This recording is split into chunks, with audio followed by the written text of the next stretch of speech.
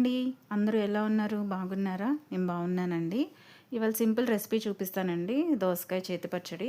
దీనికి కావాల్సిన పదార్థాలు మీడియం సైజ్ పచ్చి దోసకాయ అండ్ ఒక ఆనియన్, పల్లీలు, చిల్లీస్, గార్లిక్ అండ్ చింతపండు అండి. ఫస్ట్ ఈ పల్లీలు, చిల్లీస్ ఫ్రై చేసుకోవాలండి. దానికోసం చిన్న బాండి పెట్టి దాంట్లో కొంచెం ఆయిల్ వేసి ఆయిల్ వేడెక్కిన తర్వాత పల్లీలు వేసుకుందామండి. పల్లీలు సిమ్లో పెట్టుకొని ఫ్రై చేయండి. హైలో పెట్టుకొని ఫ్రై చేస్తే ఏమైందంటే త్వరగా కలర్ వచ్చేస్తాయండి అండ్ లోపల పచ్చి పచ్చిగా ఉంటాయి. టేస్ట్ అంత బాగోదు. పల్లీలు కొంచెం ఫ్రై అయిపోయిన తర్వాత చిల్లీస్ కూడా వేసేయండి. చిల్లీస్ నాకు ఇక్కడ చాలా మంట ఉన్నాయండి మిర్చి. సో మీరు యూస్ చేసే చిల్లీ స్పైసీనెస్ బట్టి మీరు పచ్చిమిర్చి ఇంకొంచెం ఎక్కువ వేసుకోండి. రెండు సిమ్లో పెట్టుకొని ఫ్రై చేసుకోవాలండి. ఎక్కువ హైలో పెట్టేసి ఏమైద్దంటే బయట బాగా కలర్ వచ్చేస్తుంది, లోపల పచ్చిగా ఉంటాయి అండ్ పచ్చడి కూడా చేదొచ్చేస్తుంది. సో సిమ్లో పెట్టుకొని నిదానంగా ఫ్రై చేసుకోవాలి.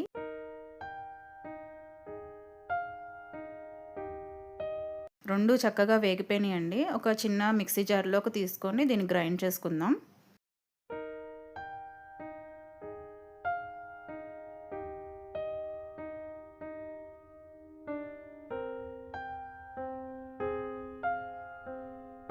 మిక్సీ జార్లోకి తీసుకున్నాం కదండి. దీంట్లో వెల్లుల్లి, చింతపండు, జీలకర్ర, ఉప్పు కలిసి గ్రైండ్ చేసుకుందామండి.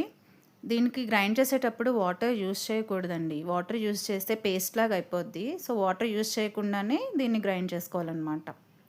సో చూడండి, వాటర్ యూస్ చేయకుండా చేస్తే ఇట్లా వచ్చింది మిక్చర్. సో ఇట్లా కచ్చాపచ్చాగా ఉండాలండి, మెత్త పేస్ట్ లాగా రాకూడదు. ఈ మిక్చర్ని ఆనియన్స్ని రెండు కలిపి దోసకాయ ముక్కలు వేసి కలుపుకోవాలండి. యాక్చువల్లీ ఆ రికార్డింగ్ నేను మిస్ అయిపోయింది నాది. మంచిగా కలుపుకున్నాక ఇప్పుడు దీనికి తాలింపు పెట్టుకుందాము.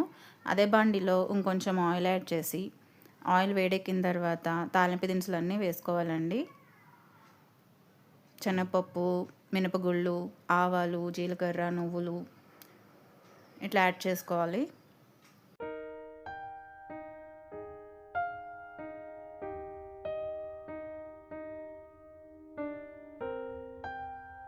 అండ్ పసుపు కూడా కొంచెం యాడ్ చేసుకోండి. పసుపు ఏమైందంటే పచ్చడికి మంచి కలర్ ఇస్తుంది.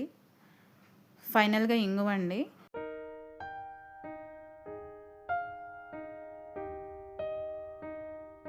లాస్ట్లో కరివేపాకు వేసి చిట్పట్ అన్నాక ఈ తాలింపు తీసుకెళ్ళి పచ్చడిలో కలుపుకోవాలి.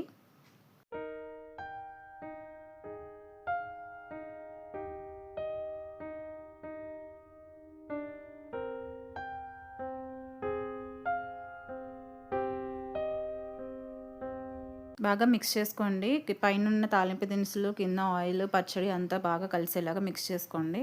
అండ్ సాల్ట్ ఏమన్నా తగ్గింది అనుకుంటే ఇక్కడే చూసుకొని అడ్జస్ట్ చేసుకోండి. అండ్ దీంట్లో వాటర్ వేయొద్దండి, ఇది కొంచెం గట్టిగానే ఉంటుంది. మనం కొంచెం ఒక 15 మినిట్స్ 20 మినిట్స్ ఆగితే అది కొంచెం వాటరీగా వచ్చేస్తుంది. దోసకాయలో ఉన్న నీరు కానీ, ఉల్లిపాయలో ఉన్న నీరు కానీ సాల్ట్ తగిలేసరికి బయటకు వచ్చేస్తుంది. కొంచెం మనం తినేసరికి సెట్ అయిపోయిద్ది అనమాట.